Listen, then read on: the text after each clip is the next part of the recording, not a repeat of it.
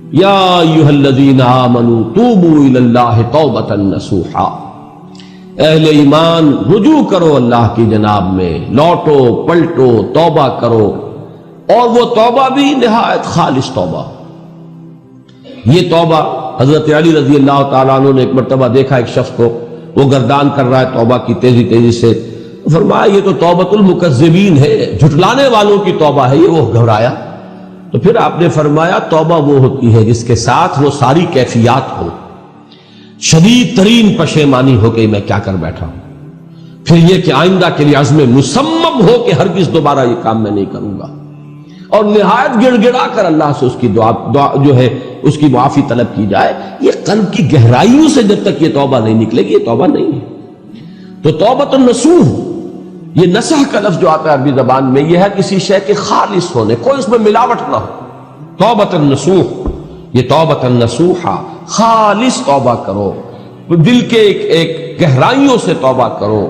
اور صمیم قلب سے توبہ کرو، عزم مصمم کے ساتھ توبہ کرو کہ پروردگار جو خطا ہو گئی ہے بخش دے، آئندہ تیرے کسی حکم کے خلاف کوئی حرکت نہیں کروں گا، خاص طور پر وہ خطا جو معین ہے اس کے بارے میں تو تعین کے ساتھ فیصلہ ہو کہ دوبارہ نہیں کروں گا۔ اس میں ہو سکتا ہے، جیسا کہ میں نے شاید آج دن میں کسی گفتگو میں عرض کیا تھا، بعض طبائع ہوتی ہیں مریض، ان کی قوت ارادی جو ہے کمزور ہوتی ہے، اس وقت وہ خلوص دل سے بھی اگر طے کر لیں کہ یہ کام دوبارہ نہیں کروں گا تو وہ کمزور قوت ارادی کی وجہ سے اس پر قائم نہیں رہ سکتے، کل یا پرسوں یا کچھ عرصے کے بعد پھر پھسل جاتے ہیں۔ اس سے وہ توبہ باطل نہیں ہوگی، اس بات کو سمجھیے، یہ نہ سمجھیے کہ میں انکریج کر رہا ہوں، لیکن مسئلے کو سمجھ لیجیے۔ جس وقت انسان توبہ کر رہا اس وقت عزم مصمم کا ہونا ضروری ہے۔ اب یہ اللہ جانتا ہے ہمارے دل کے اندر کے حالات کو، ہماری کیفیات کو، اگر اس وقت عزم مصمم ہے تو توبہ صحیح ہو جائے گی، پھر اگر خطا ہو گئی پھر توبہ کرو، پھر خطا ہو گئی اور پھر توبہ کرو۔ بازا بازا ہر چہ ہستی بازا، در کافر و گبر و بت پرستی بازا، ای درگہ ماں درگہ نومیدی نیست، صد بار اگر توبہ شکستی باز آ۔ اگر 100 مرتبہ بھی توبہ ٹوٹ گئی ہے کوئی پرواہ نہیں، جب تک یہ زندگی کا تسلسل چل رہا ہے، معلم یغرغر، جب تک کہ وہ گھنگرو نہیں بولا ہے آ کر حلق میں، اور نزع اور جان کندنی کا عالم شروع نہیں ہو گیا ہے، اس وقت تک توبہ کا دروازہ کھلا ہوا۔ لیکن جس وقت توبہ کر رہا ہے آدمی، اب یہ آدمی اپنے آپ کو دھوکہ دے لے گا تو دوسری بات ہے، لیکن اللہ جانتا ہے، اس وقت اگر عزم مصمم ہے تو توبہ درست ہو جائے۔ تو جو بھی معاملات ہیں اللہ اور بندے کے مابین، اس میں 3 شرائط ہیں کہ جو علماء نے معین کی ہیں۔ ایک حقیقی پشیمانی، وہ پشیمانی جس کے لیے اقبال کا وہ شعر بہت مشہور ہے جو انہوں نے نوجوانی میں کہا تھا، اور داغ دہلوی اس مجلس میں موجود تھے جہاں علامہ نے یہ شعر پڑھا ہے، تو انہوں نے بڑی داد دی تھی کہ میاں اس عمر میں اور یہ شعر یعنی چشم بد دور، وہ یہ داد کا بڑا ایک یعنی بلیغ انداز ہے۔ اور وہ شعر کیا تھا؟ موتی سمجھ کے شان کریمی نے چن لیے، قطرے جو تھے میرے عرق انفعال کے،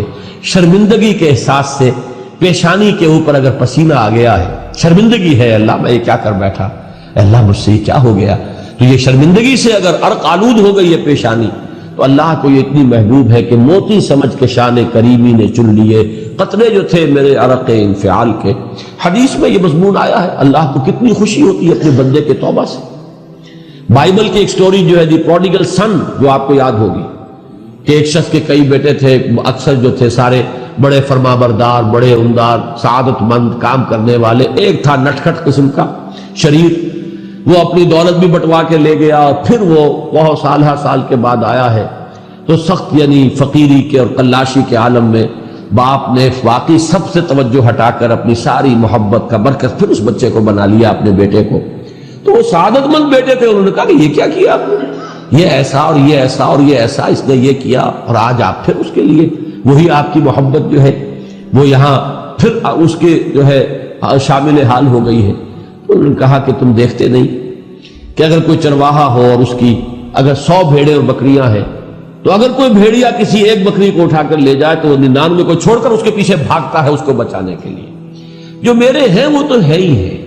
جو مجھ سے دور چلا گیا تھا وہ اگر لوٹ کر آیا ہے تو در حقیقت یہ ہے میری توجہ کا اور میری محبت کا سب سے زیادہ مستحق۔ یہی معاملہ اللہ کا. یہ در حقیقت ایک پیرابل ہے, ایک کہانی ہے جس میں اللہ کی وہ شفقت جو ہے اپنے گناہگار بندوں کے جو شامل حال ہوتی ہے جب وہ توبہ کرتے ہیں, جس کے لیے حدیث میں آخری بات بیان کر دی گئی کہ تصور دیا گیا ہے کہ ایک لق و دق سے راہ میں ایک شخص سفر کر رہا تھا, ایک ہی اونٹنی سواری کی, اسی پر اس کا راشن بھی تھا, پانی بھی تھا. تھوڑی دیر کے لیے وہ ایک درخت کے سائے میں بیٹھا سستانے کے لیے, دھوپ کی تمازت سے بچنے کے لیے, تو ذرا بیٹھا بیٹھا اونگ گیا. اب جو آنکھ کھلی تو دیکھا کہ اونٹنی غائب ہے, اس کا سفر کا ذریعہ وہی, پانی اسی پر, راشن اسی پر, گویا کہ کل زندگی کا ذریعہ جو ہے وہ اونٹنی تھی اس کی. لق و دق سے رہا ہے, کہاں جائے, کہیں پانی نہیں, کچھ کھانے کے لیے نہیں, دیوانہ وار دوڑتا ہے دائیں بائیں ادھر ادھر اونٹنی کو ڈھونڈنے کے لیے, کہیں سراغ نہیں ملتا. تو وہ اب موت کے انتظار میں درخت کے نیچے آ کے بیٹھتا ہے, مایوسی کی انتہا, موت کا انتظار, کہ اچانک دیکھتا ہے کہ اونٹنی تو کھڑی ہوئی ہے. تو اب اس پر شادی مرگ کی کیفیت طاری ہوتی ہے. وہ کہنا تو یہ چاہتا تھا اللہ میں تیرا بندہ ہوں تو میرا رب ہے, کہہ یہ جاتا ہے کہ اللہ تو میرا بندہ میں تیرا رب. زبان لڑکھڑا گئی ہے اس خوشی کی شدت کی وجہ سے. تو حضور فرماتے ہیں کہ اللہ کو اپنے کسی گناہگار بندے کی توبہ سے اس سے بھی کہیں زیادہ خوشی ہوتی ہے. تو اس کو ذہن میں رکھیے, توبہ کا بڑا اونچا مقام ہے ہمارے ہاں. شرائط بھی سخت ہے, 3 شرطیں وہ, ایک عزم مصمم, ایک پشیمانی, حقیقی پشیمانی. نمبر 2 عزم مصمم کہ اب دوبارہ نہیں کروں گا. نمبر 3 ایک مرتبہ ضرور اس کام کو چھوڑ دینا. یہ گویا کہ اس کے عزم مصمم کا فوری ثبوت ملنا چاہیے. کچھ دنوں کے بعد پھر کہیں جذبات کا رحلہ آئے, کوئی اور خطا ہو جائے, بات دوسری ہوگی.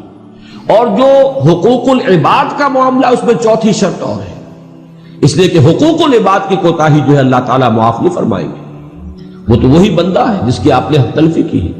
کسی کی غیبت کی ہے, کسی کی چغلی کھائی ہے, کسی پر تہمت لگائی ہے, کسی کا مال ہڑپ کیا ہے, کسی کو دھوکہ دیا ہے, کسی کی عزت پر حملہ کیا ہے, تو وہ تو وہی معاف کرے گا. یا یہ کہ آپ کی جو نیک اعمال ہیں وہ اس کو دے دیے جائیں گے قیامت کے دن, اور اگر آپ کے اعمال ختم ہو جائیں گے تو اس کے گناہ جو ہیں وہ آپ کے کھاتے میں ڈال دیے جائیں گے. بہرحال جو 4تھی شرط ہے حقوق العباد کے معاملے میں کوتاہی میں توبہ کی, وہ یہ ہے کہ آپ یا معافی طلب کریں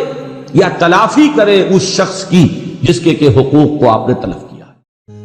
رب رب کر دے بڈھے ہو گئے اتے ملا پنڈت سارے, رب دا کھوج کھرا نہ لبا اتے نہ کیتے بئی